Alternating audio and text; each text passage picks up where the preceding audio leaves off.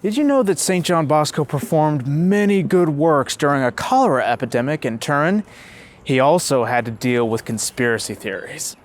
The Miracles and Prophecies of St. John Bosco, a project of America Needs Fatima. I'm your host, Matthew Miller. Don Bosco was appointed spiritual director of an emergency clinic in the parish of Borgo d'Ora, where St. Peter's Retreat is now, and extends into an adjoining house.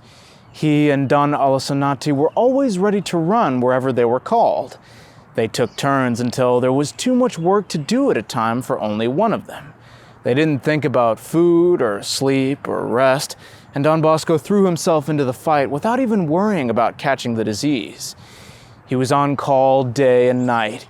He only rested for an hour or two on some sofa or chair, and sleeping in a bed was out of the question. He went with the older youths to visit the sick, bringing medicines, money, and supplies. He couldn't stay long because many needed his priestly ministry. He would leave one of his boys when he saw that a household had no one to help. The young men spent many nights in the homes of the sick. Don Bosco encouraged them with admirable calm, praising their goodwill and never showing the slightest impatience. Once, cleric Francesio was attending to a sick man. Seeing the patient failing, the cleric ran outside, jumped over the courtyard wall, and called for Don Bosco, who had just recently returned home. Don Bosco went immediately, but the patient was already dead. Don Bosco didn't complain that he was forced to get up at that hour unnecessarily, nor did he even rebuke the young man who had delayed calling him until it was too late. Quietly, he simply returned to his room. But the charity of the boys rivaled that of Don Bosco. In the beginning, they had to overcome their fear. One of the 14 boys who first volunteered entered the clinic and approached the beds of the cholera sufferers. Seeing the condition of those stricken by the terrible disease, particularly upon seeing their hollowed-out eyes burning with fever, and especially seeing them die, frightened him so much that he fainted. Fortunately, Don Bosco was with him, and noticing his dilemma, kept the boy from falling to the ground. He carried him outside and revived him with a drink. Otherwise, the poor boy would have been judged to have come down with cholera and might have been put together with other sick people. The boys needed the courage to work in those places of pain and death.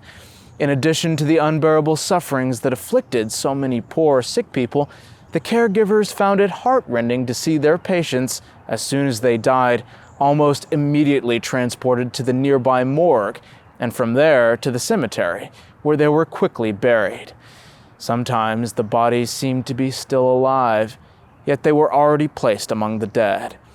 So imagine what cold-bloodedness, or for that matter, what mental fortitude the caregivers needed to possess to witness such scenes without fear. They had to overcome the fear of the disease, death, and the opposition of the people. The clinics were located in the suburbs and were frowned upon by the sick and those who lived nearby. The sick people generally feared that patients in those clinics would die faster, and indeed that they were made to die by means of poisoned water.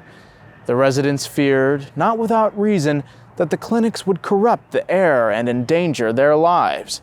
However, because the residents couldn't prevent the clinics from opening there, some argued for closing them or rendering them unusable by vile and illegal means.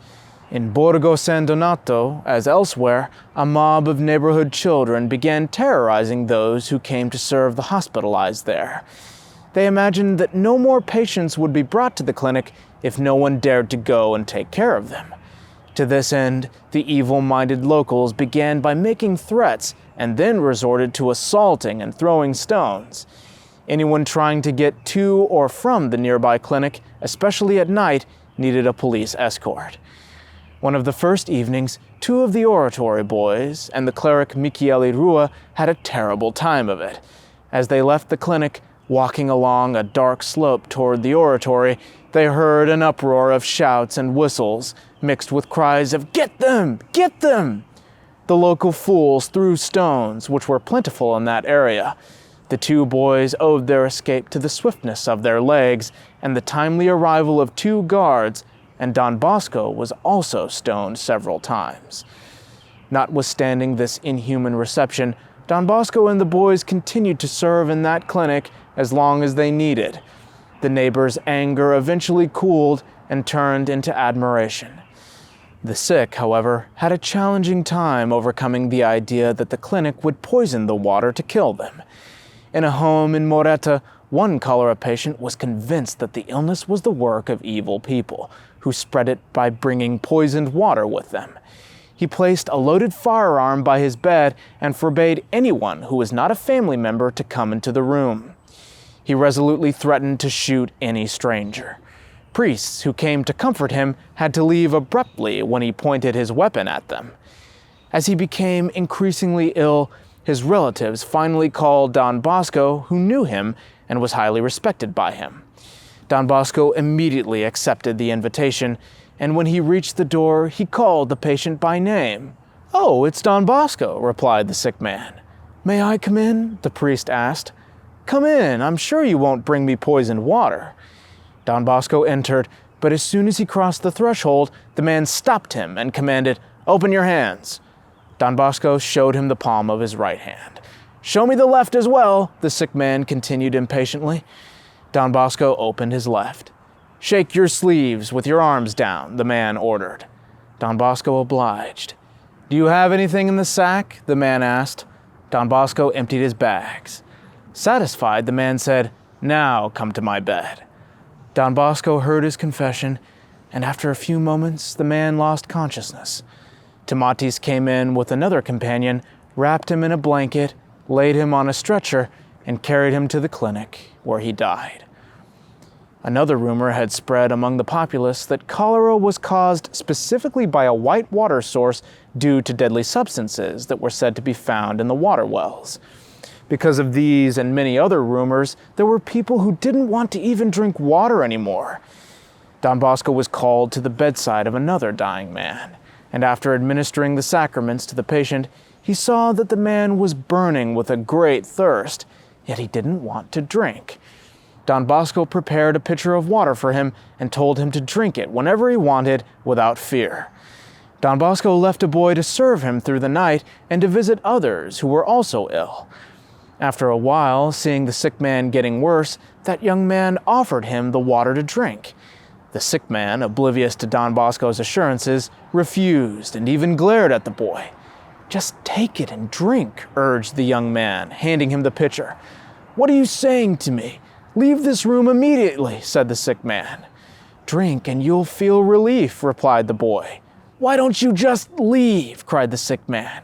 Then, in a frenzy, he jumped from his bed and staggered to get a rifle next to the door. The young man rapidly left by the stairs, and the fate of the sick man is left unrecorded. These were some of the insane events that St. John Bosco had to navigate through during this cholera epidemic. And if you'd like to hear the final episode about his good works during this time, please come back Friday. In the meantime, you might check out this playlist that I've put together about his life. God bless you, and Our Lady keep you.